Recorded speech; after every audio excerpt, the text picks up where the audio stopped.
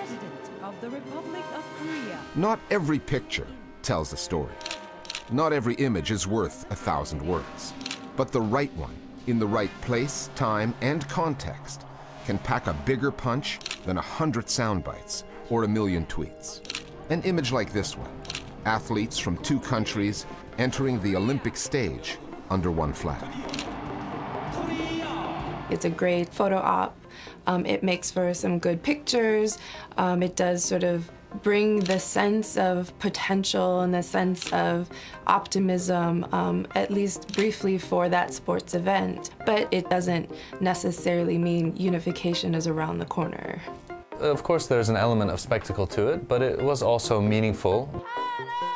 I think it demonstrated that the 2 Koreas are trying to work something out at this moment, one in which the North Koreans have developed a nuclear program now. There's a lot of tension between them and the international community, and just having that group walk in together doesn't erase all of that.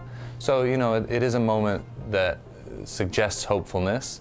And a lot has been said about the US Vice President Mike Pence and his wife choosing to remain seated while tens of thousands of spectators, including North Korean envoys and the South Korean president, were standing up and applauding wildly. Mike Pence came across as grumpy, boorish, insensitive, actually quite offensive.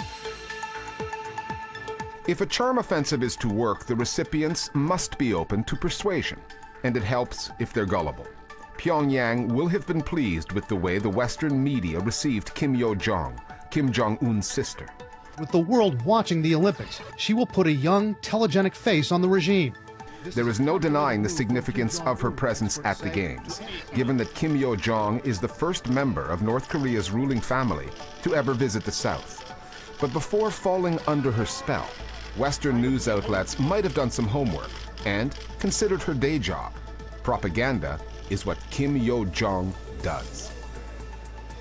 As the head of North Korea's Department of Propaganda and Agitation, she does run a very important department. That department makes sure that North Koreans have few, if any, real access to outside information, that they remain in the dark. And that department also does its best to restrict the flow of information out of North Korea. None of that was broached in reporting on Kim Yo-jong. Only the fact that she exuded a softer image, that she smiled for the cameras, that she looked modest and sincere.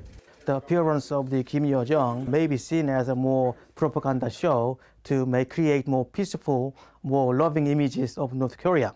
But from the viewpoint of the inter-Korean relations, this is a very important political breakthrough, given that she was the first Korean ruling family members visit to the South Korea. So in that way, this is a very, very meaningful political breakthrough.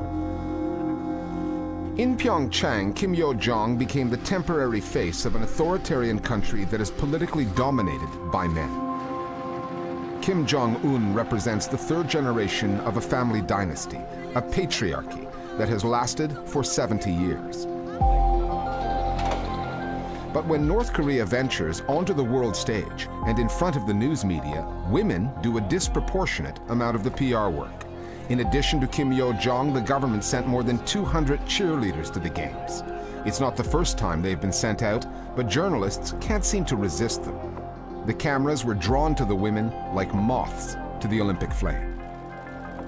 The media, again, a male-dominated media, is just all over them, desperate to try to get a response from them. You see, it's sort of a game in the South Korean media can you get one of them to answer a question, because they are really quite tight-lipped other than when they're cheering.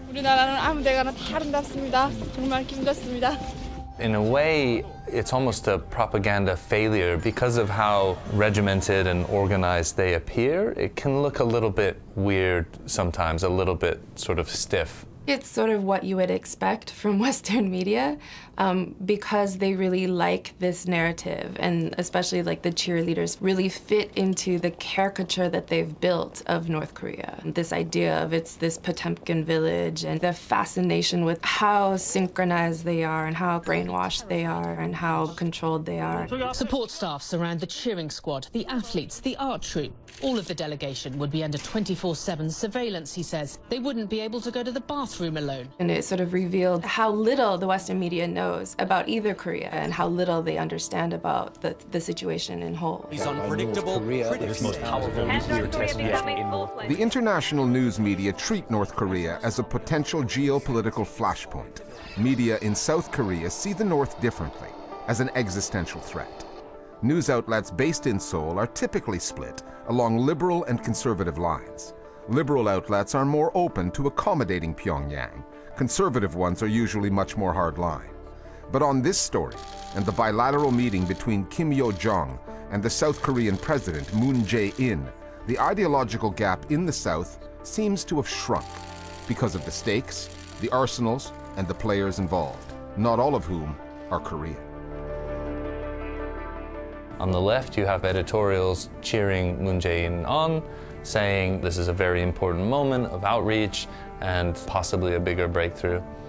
On the right, instead of being critical of Moon Jae-in, editorials are saying things like, this is good, just be careful. The gap between left and right is relatively narrow, I think, because South Koreans generally are very worried about the United States right now. We think the Olympics will go very nicely, and after that, who knows? We'll find out. That President Trump is way too willing to risk war on the Korean Peninsula. So there's sort of a unity of opinion across the board, left and right, looking for a way to diffuse tensions and move on. Most of South Korean newspapers and South Korean TV featured that the meeting between South Korean President and Kim Yo-jong possibly as important political breakthrough. 남북 정상회담으로 북미 대화의 돌파구를 만들 수 있다는 게 청와대의 생각입니다. And if another Korean war break out, then South Korean people is the one who suffer most, right? So any kind of sign, any kind of gesture from the North to communicate with South Korea have to be seen as a possibility. There's no other way. The wall-to-wall coverage of this story comes with cracks, significant gaps in understanding. The South Korean media know little about what goes on in Pyongyang. The international media don't know their way around either country, either story. And the vast majority of journalists parachuted into the Olympics are sports reporters, unschooled in the world of geopolitics.